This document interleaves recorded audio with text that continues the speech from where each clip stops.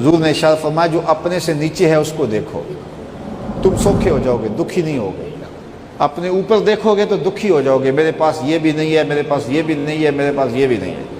लेकिन अपने से नीचे देखो, तुम 5 मरले के मकान में रहते हो तो देखो वो भी जो झोपड़ियों में रहते हैं, तो तुम्हें सुख मिलेगा, तुम वहाँ आसूदा हो जाओगे।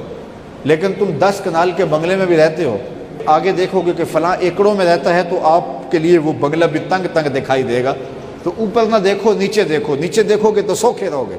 ज़िंदगी सौखी गुजारने का ज़ाब्ता रसूल करीम ने बयान कर दिया कि अपने नीचे देखो, अपनी मिट्टी पे ही चलने का सलीका सीखो, संगे मरमर पे चलोगे तो फिसल जाओगे। इस्तिग़ना क्या है? ये हयात तय्यबा का रूप है, और जो अच्छे आमाल करता है अल्लाह उसको नसीब कर देता है।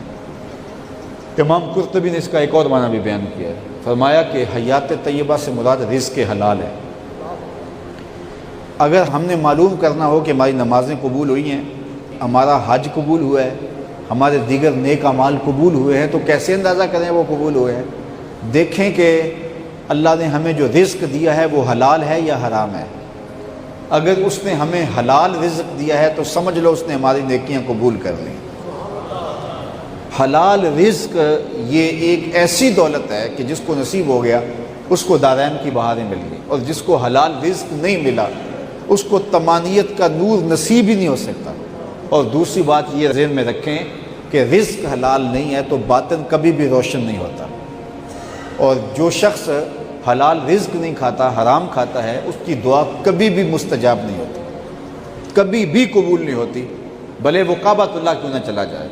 हुजूर ने इरशाद फरमाया एक शख्स लंबा सफ़र करके आया है और उसके बाल गुबार से अटे हुए हैं, यमुद्दो यदैहि, और वो लंबे हाथ करके दुआ मांगता है। व मतअमुहु हरामुन व मशरबहु हरामुन व मलबसहु हरामुन व गुज़िया बिल हराम फ़अन्ना युस्तजाब। फरमाया उसका लिबास हराम है, उसका खाना हराम है, उसका पीना हराम है, उसको जो ग़ज़ा दी गई है वो हराम की है। अब लंबे लंबे हाथ करके काबतुल्लाह के सामने खड़ा होकर हतीम में दुआ मांगता है, काबा के ग़िलाफ़ को पकड़ के चीखता है। रसूलुल्लाह फरमाते हैं उसकी दुआ कैसे कबूल होगी? जब उसका रिज़्क़ नापाक है तो उसकी अपनी दुआ भी कबूल नहीं होगी, बल्कि सूफिया फरमाते हैं नेक लोगों की दुआओं से उसका हिस्सा भी निकाल दिया जाता है। जब अल्लाह के बंदे दुआ मांगते हैं अल्लाह पूरे मुसलमानों की, पूरी उम्मत की खैर फरमा, तो जिसका रिज़्क़ पाक नहीं होता उसका हिस्सा उससे निकाल दिया जाता है। तो हयात तय्यबा का रूप ये है कि हम अपने रिज़्क़ को पाक जब कर लेंगे तो समझ लें कि अल्लाह ने सुथरी और पाकीज़ा ज़िंदगी दे दी, और पाक रिज़्क़ कमाने खाने वाला अपने क़ल्ब में एक तमानियत का नूर पाता है, और अगर वो नहीं है तो फिर कुछ भी नहीं है। तो हमें हयात तय्यबा हासिल करने के लिए रिज़्क़ हलाल जो है वो इख्तियार करना चाहिए। बाज़ लोग कहते हैं कि फ़लाँ बंदे ने मनशियात फ़रोशी से, नाजायज़ फ़रोशी से इतना पैसा कमा लिया, और अगर वो हलाल कमाता तो हलाल से तो इतने पैसे ना बनते। मैं इससे इख्तलाफ करता हूँ। जब बच्चा माँ के पेट में होता है 120 दिन का, सही हदीस में आता है, फरिश्ता आके उसकी उम्र भी लिख जाता है, उसका शकी और सईद होना भी लिख जाता है, और उसका रिज़्क़ भी लिख जाता है। अगर वो नाजायज़ फ़रोशी ना करता तो फिर भी अल्लाह उसे इतना देता, लेकिन वो हलाल ज़रिए से देता। लेकिन उसने दौलत कारून जमा की, दौलत उस्मान जमा नहीं की।